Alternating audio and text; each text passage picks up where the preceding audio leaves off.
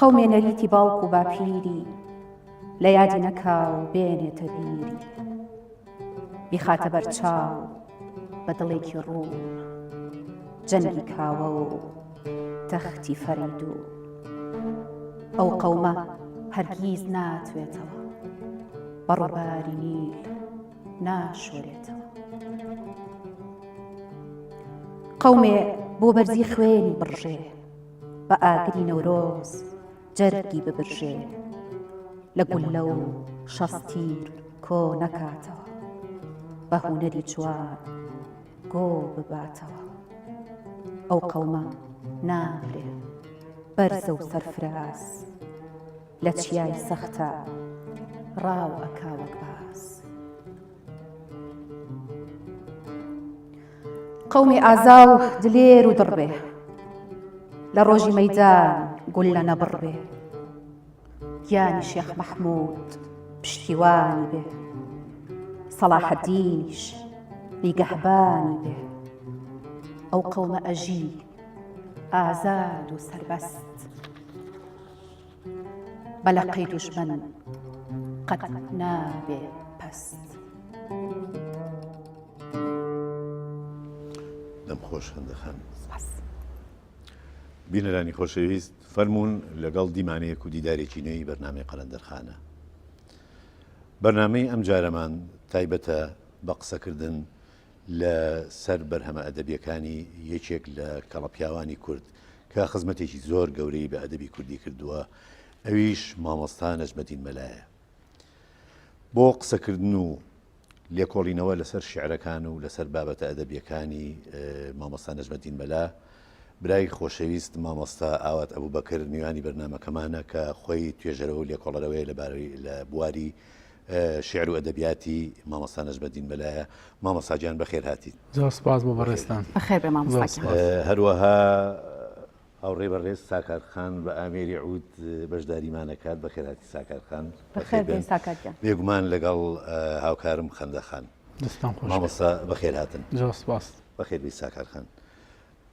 مامۆستا بێگومان ئێمە ئەمانەیە وەکو سەرەتایەک شتێک لەبارەی ژیانی نەجمەدین مەلا و شوێنی لەدایک بوون و قۆناغەکانی خوێندنیەوە بزانێ. خۆم بە خۆشحاڵەزانم دەستان خۆش بێت دەشتان ساغ بێت. کاتێک سەرنجی شاری سلێمانی ئەین، کاتێک کە ئەڵێن شاری سلێمانی پایتەختی ڕۆشنبیری، ئەگە سەرنج بیت بناغەی پایتەختی شاری سلێمانی یەکێک لەو خشتانە یەکێک لەو بەردانەی نەجمەدین مەلایە. ئەگەر نەجمەدین مەلا لە شاری سلێمانی دەربێنیت هیچ کەمتر نییە لە بێخود و لە پیرەمێرد و لە فایق بێکەس و کۆمەڵە کەسانی تر کە ڕۆڵێکی پێشکەوت و سەرکەوت و دەرکەوتویان هەبوو لە شاری سلێمانیە. نەجمەدین مەلا بە حکمەوەی کەوا باو و باپیرانی خوێنەوار بوون و لە پیرخدری شاهوویە گرنگیەکی باشیان بەم زاتە داوە، هەر لە مناڵیەوە پەروەردەیان کرد و گۆشیان کردو بە خوێنەواری. نەجمەدین مەلا خۆی ئەڵێ ئەوەی کەوا مرۆڤەکان جیا ئەکاتەوە لە ئاژەڵەکان تەنها خوێنەواریە. بۆیە زۆر گرنگی بە خوێنەواریە و هەستی کردووە ئەوەی کەوا مرۆڤ پێی سەربەرزە و پێی ئەگات خوێنەواریە. هەوڵێکی زۆری داوە باو بە پێرانی باوکی کە بڵێ مەلا غەفوورە ئەم مناڵی خۆشویستوە لەگەڵ دوو کوڕی تریە. قەدەری خواوا بۆ دوو براکەی تری نەماونەتەوە و باوکیشان وفاتی کردووە. ئەم لە سلێمانیە کە ئەو کاتە تورکەکان باڵا دەست بوون توانیوێتی خوێندنێکی باش بخوێنێ و پێ بگات و لە هەمان کاتیشە دەرکەوتوو بێ و پێشکەوتوو بێت. بەڵێ مامۆستاگیان چۆنە پیانوتووە نەجمەدینی مەلا، چۆنە پیانەوتووە مەلا نەجمەدین؟ ئەو ساتانەی سلێمانی کە ئەم لە سابوونکەرانە زیاتر دەرکەوتووە و گەشەی کردو ئەمانە پێش ئەوی لە شوێنەکانی تر بووە کابرایەکی تری لێ بووە مەلا بووە لە مزگەوتەکەی نزیک حەمامی شعبی ئێستا ئەو ناوی مەلا نەجمەدین بووە. جا بۆی نووسینەکانی مەلا نەجمەدین و نەجمەدین مەلا تێکەڵاو نەبێ و خەڵکیش لێکیان جیاکاتەوە و ئەمیش مەلایەتی نەکردووە بەڵام باو باپیرانی مەلا بوون بۆی خۆی ناوناوە نەجمەدین مەلا. بەڵێ مامۆستا بێگومان ئەمە وەکو سەرەتایەکی ژیانی بەڵام سەرەتایی دەستپێکردنی لە کاری ئەدەبیاتە و کاری ڕۆشنگەری نەجمەدین مەلا دەستێکی باڵای هەبوو لەو بوارە ئەو سەرەتایانی دەکەوە بووە. ئەو کاتەی نەجمەدین مەلا تر گەنجێک بووە ماوەیەکی زۆر بە شان و بازوق ئیشی کردو و ئیشی خاکە ناز و دوای ئەوەش ئەو کاتێک کە بڵێن شاری سلێمانی تۆزێک گەشەی کردو و پێگەشتووە ئەم ڕۆژۆتە دیمەشق چۆتە حەلەب چۆتە بەغا کۆمە لە شوێن گەڕاوە کە هاتۆ سیر کردو سلێمانی ئەگەر سڵ کەسە بگرتا بە قسەی خۆی یەکێکی خوێنەوار نەبووە ڕێژەیەکی زۆر نەخێندەواری و برسێتی و نەبوونی باڵی بەسەر شاری سلێمانیا کێشاوە بۆیە ئەمیش قۆڵی مەردایەتی لێ هەڵێکی کات و دەست دەکات بەوەی کەوا قوتابیان پێ بگەێنێت بە نرخێکی زۆر کەمیان لە هەندێک حاڵەتی شەهر بە خۆڕایی خەڵکی فێری خوێنەواری کردووە و توانیوێتی لەژێر پردەکەی ئێستاە لەویا شوێنێک بۆ خۆی بکاتەوە ماڵێک بووە بەڵام پێش ئەوەی بێتەوە ئەوێ لە ڕانیە وەزان بووە وەزانیش ئەو کاتە تووتنیان فەحس کردو ئەم کێشایەتی بە حکومی خوێنەواری هەبووە لەوێ فاتمە ناوێکی ناسیوە هێناوێتی و هاوسەری بۆ کچێکی لی بووە بەڵام پاش زەمانێک لە سلێمانیا ئیتر ئەم فاتمەخانە وازی لێ هێنا و کچەکان وفاتی کردو چۆتەوە ڕانیە ئەمتر بە قەلەندەری ژیاونێژ بەدین مەلا و تاکی هەڵبژاردو و خۆی یەکلایی کردو تەنها بۆ نەتەوەکەی بۆ میلەتەکەی و بۆ زانست و ڕۆشنبیری شارەکەی مامەساڵێ ئەگەر ئەتەوێ ڕزگارت بێ لە نازانین ئەی ڕۆح زوو بە زوو خۆت بگەێنە قوتابخانەی کەشتی نوح ئەم بەیتە کێ و توێتی و قوتابخانەی کەشتی نوح ئەو کاتە ڕۆژنامە یا هەفتەنامەی ژیان هەبوو کە پیرەمێرد ئیشی لەسەر کردووە لەوێ ڕێکلامێکی بۆ خۆی بڵاو کردوێتەوە کەوا قوتابخانەیە کراوەتەوە بە ناوی کەشتی نوحەوە ئەتانوێت بێن بخوێنن لەوێ هەر کەسێکێت ئەخوێنێت با بخوێنی و ئەمانە ئەتر ئەو کاتە سلێمانی خوێندەواری وەکو حوجرەکان کەم بووە وەکو مەکتەبیش دەسەڵاتی بەریتانیەکان ئەو کاتە محەدەد بۆ دیاریکراو بووە حکومەتی شێخ مەحموود دەولاوە کێشەیەکی تر بۆ لە شارەکەیە بۆیە ئەم هەستاوە مناڵانی فێری خوێنەواری کردووە ئەمە شعری خۆیەتی و بەشێکە لە ئەوەی کە لەسەر تابلۆیەک نووسی بووی لە پشت ڕسمەکەی خۆی و هەڵیواسی بوو ئەو کاتێتر ئەو گواستێ و لەژێر پردەکۆ چوە سابونکەران بوو بە مڵکێکی تایبەتی سابونکەران نەزبەدی مەلا ئەتر دوکانێکی گەورەی گرتە بوو دوکانەکە لە باری درێژی بۆ ناوە زۆر درێژ بوو بەشێکی ژیان و گوزەرانی خۆی بوو بەشێکیشی دانابوو دوو قەنەفە لەگەڵ تەختەیەکە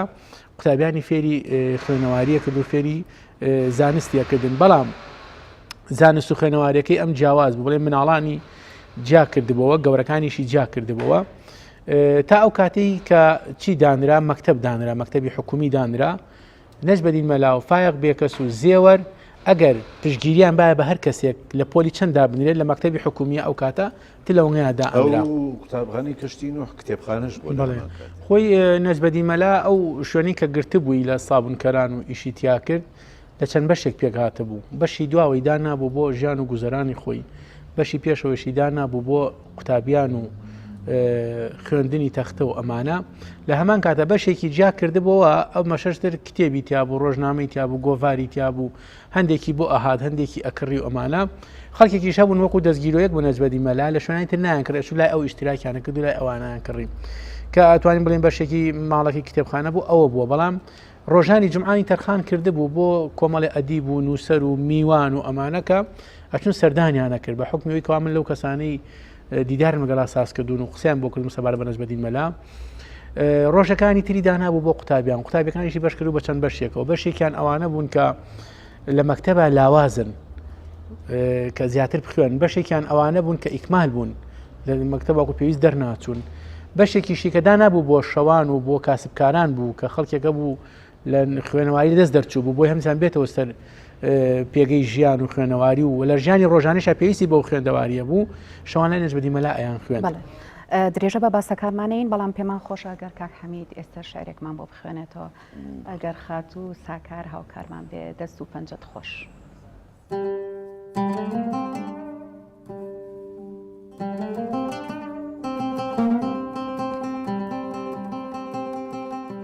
لەو دەمەی تاقم لە دیداری عەزیزانی وەتەن دایما جووتم لەگەڵ غەم هەمدەمی حوزن و میحەن تۆزی خاشی هەرمیلی سورمەی چاوی دڵە ئاوی سەرچاوەی زوڵاڵی شەربەتی ڕۆح و بەدەن حوبی تۆ دینی من ئاینی من ئیمانی منە یاد و فکری ئاو خاکت وێرد و زیکری من وەتەن گوڵبەنی گوڵزارەکەی تۆ بوو کە جێی قومری هوزار ئاشیانی جندە ئێستا بۆتە جێی زاغ و زەغەن شار و بازارت ئەڵەی سەرپاکی وێران و خەراب مڵک و ئاسارت هەموو پاماڵ و خالی و سەکەن جێی مەلاکان و ئیمام و مەدرسە و نەشری علوم پاچی جێی دەستەی قشونە و بۆتە جێی وەعزی قەشەن. دەم خۆش کاک حەمیدگیان، خۆش دەست و پەنجە خۆش خاتونگیان. نەجمەدینی مەلا خۆی بەتەنها مێژوویەکە و نیشانەی خۆڕاگرتن و کۆڵنەدانە، دەرسێکی پرسوود و پڕمانایە بۆ هەموو لاوێکی کورد. ئەمە چەند پەیوێکی بەڕێستن کە لە کتێبەکەدا لەسەر نەجمەدینی مەلا وتوتە. هۆکاری چی بوو کە نەجمەدینی مەلات هەڵبژات بۆی بەرهەمەکانی کۆبکەیتەوە؟ من بەدەر لە نەجمەدینی مەلا چەند کەسایەتێکی تریشم لە شاری سلێمانیا یاد کردوتەوە و ئیشی کتێبم بۆ کردوون وەکو برایم باڵدار کە دانەری ئەلفوبێی کوردیە. مەلا کاکە حەمەد یەکێک بە لە شۆڕژگێڕەکان دژی نێشتینە خوێنەواری لە ناوچەی سەنگا و گەرمێن و ئەو شوێنانی ترا خەڵکی شاری سلێمانیش بووە. بەدەر لەویش کۆمەڵی کەسایەتی تر کە زۆر زۆر لای من گرنگ بوون باسم کردوون کە ئەحمەدی شێخ و شێخانی گڵەزەردەوەمانە. لە هەمان کاتە هەستم کرد نەجمەدین مەلا کەسێکە ئەبێ ئیشی بۆ بکرێت. ستەرنجی کتێبخانەی کوردیمە هیچ بۆ ئەم پیاوە نەکراوە. لە گۆشەی گۆڤارێکە ڕۆژنامەیەکە کتێبێکی بچووکە ئیشێکی بۆ کراوە و تینوێتی نەوەی تازە ناشکێنێت. بۆیە حەزم کرد ئیشێک بۆ ئەم پیاوە بکەم. سەرەتا ئێمە لە گۆڤاری ڕۆڤارە ئیشێکمان بۆ کرد بەڵام کەم بوو. مامۆستا ماوەی توێژینەوە ئیشکردن بۆ نەجمەدین مەلا چەند بوو؟ لە 2000 بە تەواوی دەستم کردو بە ئیشکردن بۆی. لە 2010 چاپ کراوە. مامۆستاگیان ئەو بەڵگەنامانە و ئەو ئەرشیف و وێنانە لەکوێ دەستت کەوت؟ کۆکردنەوەی سەرچاوەکانی من لەم ئیشەیە کە ئیشێکی زۆر قورس بووە زۆر گران بووە بەڵام ناڕەحەتێکی زۆری ویستوە تا بووە بەما. یەکەمیان هەموو ئەو دەستنووسانەی کە خۆی ئیشی تیا کردووە وەکو کەشکۆڵ نووسیوێتەوە بۆ نمونە تۆ چوویتە خزمەتی وەگو من حەز ناکرد پارێکی بیتی بە ئەوگو کەشکۆڵێکم بۆ بنووسەرەوە. کەشکۆڵێکی بۆ نووسێت لە شعری شاعیرەکان و لە مێژووی سلێمانی و لە مێژووی چاپخان و لە کۆمەڵی وردەکاری تر کە زۆر دەگمەن بوون شاعیرانی کورد ئێستا هەر هەمیان بە تازە و کۆنەوە قەرزای نەجمەدین مەلان چونکە ئەو کاتە چاپخانە نەبووەکو ئێستا. ئەم پیاوە ئاهات شەوانە لە قەلەندارەخانەکەی خۆی دەستێ کرد بە نووسینەوەی ئەم شعرانە. لاپەڕی بڵێن کتێبێکی سپێ هێنا دەفتەرێکی سپێ هێنا ئەی نووسیەوە شعری بێخود و نالی و سالم و لە شاعیرە تازەکانیش و تۆ چوی لێ دەکڕی ئایا نیو دینار بوو یا دیناری بوو بەو شێوازە ئیشی خۆی لەگەڵا کرد و دەستخۆشی لێکرد و بەمی وەرەگەردەوە. بەدەر لەوەش نەجمەدین مەلا کەسێکی وەرگێڕ بۆ زمانی کوردی و عەرەبی و فارسی و ئەمانی زۆر باش زانیوە لە زمانەکانی ترەوە بابەتی وەرگێڕاوە بۆ لە ڕۆژنامەی ژینە بڵاوی کردوێتەوە. لە هەمان کاتە نەجمەدین مەلا ڕۆژنامە نووسێکی زۆر باش بووە، شاعیرێکی زۆر سەرکەوتوو بووە، چیرۆکنووسێکی زۆر باش بووە. لە هەمان کاتە توانیتی 6500 کەس لە نەخوێندەواری ڕزگار کات کە ئەوە ئێستا پرۆسەی پەروەردەی سلێمانی و پەروەردەی گشتی پەروەردەی سلێمانی بەهات نەبێت هەمان وەستا ئاوات ئێمە دەستخۆشی لەکەین بۆ ئەم کتێبە کە کەسێکت بە ئێمە ناسان کە لە سلێمانیا لەسەر پرۆسەی پەروەردە ئیشی کردووە. لە هەمان کاتە نەجمەدین مەلا توانیوێتی چرایەکی گەشت بێت بۆ کۆمەڵی خەڵکی لانەواز. یعنی زۆر خەڵک قەرزاری نەجمەدین مەلان. من لەبەرەوەی نەجمەدین مەلا کوڕێکی نییە و کەسێکی نییە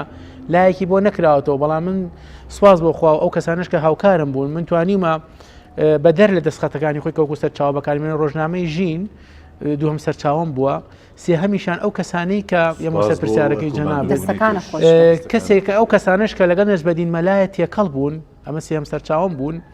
چوارەم سەرچاوەشم ئەوانە بوون کە شتیان بۆ نەجمەدین مەلا نووسیوە من دەستم کەوتۆتەوە بەڵام ئەممان دوو بوونانەش بەدەر نەبوو لەوەی کەوە من تووشی ئاستەک نەبووم و تووشی ناڕەحەتی نەبووم. لە هەموو ئەوانەشە حەزم کردو ئیشێک بۆ نەجمەدین مەلا و بۆ شارەکەم بکەم. بەڵێ مامۆستاگیان پێگەی ئافرەت لای نەجمەدینی مەلا چۆن بووە؟ ئەم پیاوە ئەمەngە زرنگ بوو گرنگی بە ئافرەت داوە لەو ئافرەتانی کە لە شاعیرەکانە بوون دەرکەوتوو بوون لێ هاتوو بوون حتا شعرەکانی ئەوی هێناوە لە شعر و شاعیرەکانە زۆری ئیش لەسەر کردوون. لە شوێنێک زانی بێتی ئافرەتێک ڕۆڵێکی هەیە یا لە بەرنمەیەکە دەرئەکەوێت لە پێگەیەکی سلێمانە جێدەستی دیاگۆ حەبسەخان و کۆمەڵە ئافرەتی تر ئەم هەم هاوکاری کردوون ناوی هێناون ئیشی لەسەر کردوون بابەتەکانی بۆ بڵاوکردنەوە حتا لە گۆشەی مەتەڵا کە ئەم پیاوە چەندین مەتەڵی داناوە بە شعر ئافرەتیایە بەشدار بووە وەڵامی شعرەکەی زانی و خەڵات کراوە. بەدەڵانە لە چیە بڵاو کراونێت ئەمە تەڵانە لە هەفتەنامەی ژینە بڵاوکرەوە نەجبەدی مەلا 4 ستونی هەبوو لە نسبەتی لە ژینە کە ئەتوانین بڵێن ئەم 4 ستونە 4 کۆڵەکەی گرنگی ڕۆژنامەی ژین بووە کە ئەو کاتە ئەحمەد زرنگ ئیسیتیا کردووە یەکێک لەوانە چیرۆک بۆ مناڵان بووە کە 140 چیرۆکی نووسیوەتەوە تەرجمەشی تایە یەکێکی تر لەوانە گۆشەی مەتەڵ بووە کە هەفتانە خەڵک وەڵامەکەی یاوەتی بۆ نمونە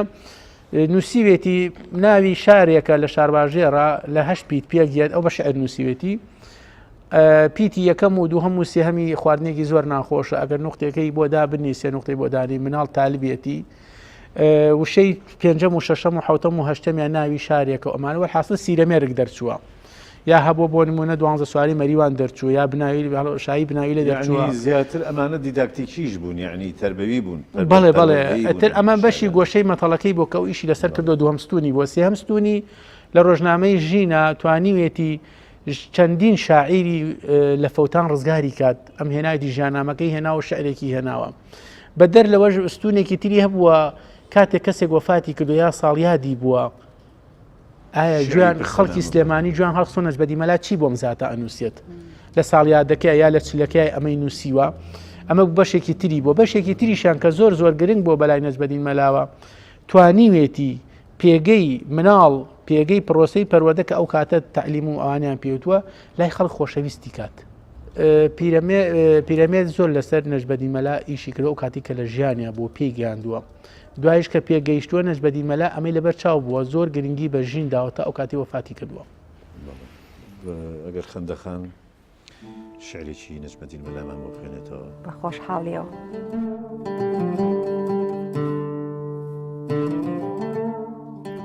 پرسیار لە چنار تۆ بۆچی شێوا وولولی دایم غەمگین و مات و مەلولی گەر ئارام بگری بۆتەکەم بەیان بۆچی ملکەچم لە ڕەوی یاران دارێ بووم زەنوێر سەوز و گەڵادار جوان و زەنگین بووم دووی نەوبەهار کەو بە قاسپ بولبول بۆ ڕووی گوڵ نەغمە نەوا بوون لەسەر لق و چڵ لە کاتێ جوانیم لە گوێ سەرچنار بە سروەی شەماڵ ئەم کرد لەنجەولار بەڕیز نازداران ئازار و سەربەست لە ژێر سایەما کۆمەڵیان بەست دەستخۆش بەڵێ مامۆستا بابەتێکی تر جگە لەم بەرهەمانەی کە جەنابە کۆ کردوێتەوە و لێکۆڵینەوە لەسەر کردووە کە کاتی خۆی چاپ کراوە کۆمەڵە چیرۆکی بۆتان دەجێڕەوە بەڵێ لەگەڵ ئەو نووسین و ئەو شعرانی کە زیاتر زۆر گرنگی و دایەخی داوە بە مەسەلەی ژینگە و بەسەر مەسەلەی ژیانی ئاشەڵ و ئەمانە ئەمەش لایەنێکێتی ئەگەر مامۆستا نەجبەدین مەلا بەڕەحمەت بێ ئەوەی کە گرنگی بە وشارکردنەوەی خەڵگیان لە ڕووی خوێنەواریەوە لە هاوشانی ئەمە گرنگی بەوە ئەیا خەڵک ژینگەکەی خۆی بپارێزێت لە بەشی چیرۆکەکانێت چەند بابەتێکی جوانی هێناوە کە خەڵک ژیانلەبەرەکان بپارێزن وەکو کە و سوچەر ئەوانی کە دێ بە کەژوکیەوە ئەژین و ئەمانە و چیرۆکی جوانی بۆ دروستکردن و چیرۆکی جوانیشی جێڕاتۆ کە هەندێکی زۆر واقعیە لە هەمان کاتیشە گرنگی بە دار و درەخت بدرێ ئەوەی مامۆستا خوێندێ و دەستی خۆش بێت ئەمە باسێکی ئەوەیەکەوە خەڵک چۆن پارێزگاری لە دار و درەختی خۆی بکاو بیپارێزێت ئەم بە حکمی ئەوەی کەوا حەلەبی بینی بوو چوو بۆ دیمەشق و لە هەمان کاتیشە مێجەرسۆن لە نزیکە و کۆمەڵە گۆڕانکاری لە سلێمانیا دروست کرده بوو ئەمیش ئەویست بە هەمان شێو لەسەر ئەو نەهجەی ئەوان بەردەوام بێت شار سەوز بێت دەشت و دەر بە ئەو تەیر و باڵدار و کۆت روشتانەوە جوانە هەموو شتەکان بەهای تایبەتی خۆی کە چاو لی تێر بێت بۆیە نەجبەدین مەلا لەسەر ئەمە زۆر ئیشی کرده بوو لە نووسینەکانیشا ڕەنگی دابووە بەڵێ مامۆستایان پەیوەندی نەجمەدینی مەلا بە شاعیران و نووسەرانی سەردەمی خۆی چۆن بووە وەکو سەرەتا ئاماژەمان پێیا زۆر کەسێکی کراوە بوو بەڕووی شاعیران و ئەدیبانە چونکە ئەو یەکێک لە ئامانجە گەورەکانی ڕۆشنبیرکردنی ئەو خەڵکە بوو هەر کەسێکیش تروسکایەکی ڕووناکبیری و ڕەوشنبیری لەلا بواە ئەم لەگەڵ یا باش ئەبوو لەگەڵ یا چۆنە لە سنگ فراوانی ئەکەن. ئەگەر سەرنج بین لە یەکێک لەوانی کە زۆر زۆر ئەم حەزی لێ کردو کاتێک چۆتە دیوەخانەکەی ئەحمەد موختاربەگی جاف لەوێ سەماوەری بینی و چای بینی و ئەمانە و ئەحمەد موختاربەگیش زۆر ڕێزی لێگرت و حتا دوای سەماوەرەکەی هەر بە هەدیە ئاوەتی ئەمانە شعرێکی زۆر جوانی لەوێ بۆ ئەحمەد موختار نووسیوە. ئەتر لە هەمان کاتیشا کە هاتوۆتەوە سلێمانی لە ڕۆژنامەی ژینە هەر شتێکی هە لەسەر ئەحمەد موختار جاف نووسیوە، لەسەر ڕەفی حەلمی شتی هەر جوان نووسیوە، بۆ سەلام شتی جوانی نووسیوە، کاتێککە کۆچیان کردوە یا کاتێک کە ساڵیادیان بوو بۆ بێخود بە هەمان شێوە. لە هەمان کاتە کۆمەڵی خەڵک کە هاتنە سلێمانی چی بیانی و چی خەڵکی عێراق و ناوچەکانی تریش بوونایە ئەو شوێنانی کە سەدانیانە کرد یەکێک لەو شوێنانە نەجبەتی مەلا بوو. بەڵێ ئەو کۆمەڵی خەڵک هەبوون لە چیکۆسلۆڤاکیاوە هاتوون ئەم پیاویان بەسەر کردوتەوە و لە هەما کات ئەمیش کۆمەڵی کتێب و گۆڤار و ڕۆژنامە یاونەتی ئەوان دەستیان بردو پاریان ناوەتێ. لەو کاتیان نەجبەدین مەلا بۆ پەنجایەک چۆ بە ئاسمانە بەڵام وتێتی با بێگانە نەڵێت میلەتی کورد تالیبی پارن پاری لێوە نەگرتوون توێت ئێمە یادگاری من و ئەمە هەدی منە بۆ ئێوە بیبن. ئەوانی لە ڕۆژنامی خۆیانە شتێکیان لەسەر نەجبەدیمەلا و لەسەر بابەتەکانی بڵاو کردوتەوە و حتا نسخەیەکیان بۆ نەجبەدیمەلا ناردبووە کاتی خۆی. نەجبەدیمەلاش ئەمەی پیشان قوتابیەکانی یابوو ئەگەر هەر لای خۆی بواە ڕەنگە نەمایێتەوە بەڵام نەجبەدیمەلا ئەوەی هەبوو کاتێک کە قوتابیەک ئەهاتە لای ژمارەیەکی ژینی ئێایە لێیە پرسیەوە چیت بەلاوە جوان بوو لە ژینا خوێنتەوە چی سەرنجی ڕاکێشایت وای لەو کەساکە کە بە بەردەوامی بخوێنێتەوە. اینجا لە هەمان کاتیشە ئەو کەسانی کە چوونەتە لای نەجبەدیمەلا وەها هاتوونەتە دەرەوە کە لە پەیمانگایەکی گەورە دەرسێکیان وەرگرتووە. بەڵێ مامۆستا ئێستا وەکو ئەمڕۆی سلێمانی جگە لەم کارانی کە بەڕێزە کردوتە چی بۆ نەجبەدیمەلا کراوە لە بەداخەوە نەجبەدیمەلا لە ئاستی چۆنەڵێت تامەزروی منانیە و لە ئاستی ماندووبوونی ئەو پیاویان نیە کە بۆی کراوە. ئەوانش کە بۆی کراون لە هەندێک گۆڤار ڕۆژنامەیان شتی بۆ نووسرا و بڵاو کراوەتەوە من یەک دوو هەمیشان مامۆستا بەیاد عەبدولقادر وەختی خۆی بابەتێکی بۆ نووسی و لەگە ساجیدە ئاوارەیە بەدەر لەمەش پەیکەرێکی بۆ کراوە لە باخی گشتی قوتابخانەیەک لە بەختیاری بەنای نەجبەدیمەلا و ناونراوە. لە هەمان کاتە ئەو کاتی خەڵکی سلێمانی کە زانیان نەجبەدیمەلا مردووە دەرفەت نەبوو بیبن بەسوەسەتەکەی خۆی جێبەجێ بکەن بیبن بۆ ئەزمەر لە گردی سێوان ناشتیان بە ئەمانەت بەڵام لە بەیاننامە 11 ئازار و 1970 ئەمانەیە خەڵکی سلێمانی و زانیان چ قارەمانێکیان لە دەرچووە بۆیە لایەک لە شارباژێر و هەموو سلێمانیش دوای جەنازەکەی کەوتن هێنان و بە دەهۆڵ و زوڕنا بردیان بۆ سەری ئەزمەر خۆی وەسێتی بەڵێ خۆی وەسە وەسێتی خۆی ئەتر لەوێ ناشتیان کاتێک کە ناشتیان لە دوای ڕاپەڕینەوە کەشتێکی جوانی بۆ دروست کراوە وەکو ئاماژەیەک بۆ کەشتەکەی نوح بۆ نەجبەدیمەلا. لە هەمان کاتا منیش بە ئەرکی سەرشانی خۆم زانی ئەم بەرهەمانی ئەو کۆبکەمەوە لە هەموو کەس و لایەن و شوێنەکان و زۆر سپاسی هەموو کەسانم کە هاوکارم بوون توانیمە بیکەم بە 2 بەرگ 1000 لاپەڕەیە لەسەر سەرجەم بەرهەموو بابەتەکانی نەجبەدیمەلا ڕەنگە لە شوێنانی تریش شت بۆ نەجبەدیمەلا کرابێت بەڵام لە ئاستی ماندووبوونی نەجبەدیمەلا ئێستا هەرکەمە و دەستخۆشی لە ئێوەکەم کە توانیتانە بەم شێوازە ئەم زاتە بەسەر بکەنەوە. مامۆستایان چۆن بە مردنی نەجمەدیمەلا زاندرا؟ زۆر کارەسات بوو ئەو کاتی سلێمانی بەداخەوە ئەم پیاوە لە 23 چوارە سەردانێکی ژینی کرده بوو بابەتەکانی خۆی بردوو بۆ ژین ئەتر پێنجشەمان ژین دەرەچوو کۆمەڵێک لە بابەتیان بۆ ئەو ئیشتراکی هەبوو خسپیان ژە دەرگاکەوە چونکە نەجبەدیمەلا عادەتێکی هەبوو بۆی خەڵک هەراسانی نەکات ئێواران کە خەڵکێک لێەوە ڕۆژ ئەیگو هادێ قفڵم بۆ بە لە دەرگاکە بەیانانیش کە یەکێک لێەوە هەو نەجبەدیمە خۆی خۆی هەڵەسا کیلەکەی بە یەکێک وادی ئەو ڕێبواری چێ لێەوە ئەڕوات ئەو قفڵم بۆ بکاتەوە بۆی خەڵک واش و بکە نەجبەدیمەلا لە ماڵەوە نیە و دەرگاکەی دەخستۆ ڕۆشتووە. ئەمە ڕۆژی پێنجشەمە ژینیان بۆ دانابوو بۆ پێنجشەمەکەی تر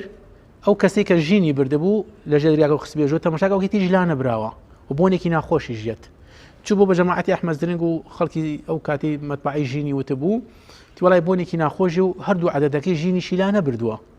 ئەتر ئەوە بوو شەمحەمەی خاڵ و ئەحمەد زرنگ و کۆمەڵی خەڵک هاتن سەیریان کرد لە دەرگای لە پەنجەرەی ماڵێکەوە لە ژوورەوە مردووە پشیلەکانیشی دەموچاویان کڕانوتەوە و بە شێوازێکی زۆر ناخۆش ئەمانیش دەرگاکەیان شکاند و کە چون سەیریان کرد لە سەر کورسیەکەی خۆی پاڵیاوەتەوە و کۆمەڵێک ناڕەحەتی زۆر بە دەموچاوی و بە شێوازەکانی نەجبەدیمەلاوە دیار بووە. لەبەرێ 2 هەفتە بۆ وەفاتی کردەوە سلێمانیش گەرم بۆ ئەمانە بۆنی کردووە وەکو پێویست شتن و تەرتیبات و شتێکی وای بۆ کرابوو بە ئەمانەت لەوێ ناشتیبیان بەداخەوە لە شارێکی گەورەیە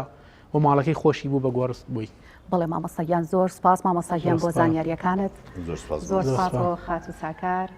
زۆر سپاس بۆ هاوکارم کاک حەمید. ئازیزانی قەلەندەرخانە بەم شێوەیە دێنە کۆتایی دیمانەی قەلەندەرخانەی ئەمڕۆمان کە باسی نەجمەدینی مەلامانە کرد. ئەمێ زۆر سپاسی ڕێستۆرانتی ڕێحانە بکەم کە ئەمڕۆ میوانی ئەوان بووین. با شێرێکی جوانی شاعیر کۆتایی بە بەرنامەکەمان دێنین تا دیدارێکی تر هەر شاد و سەرفراز.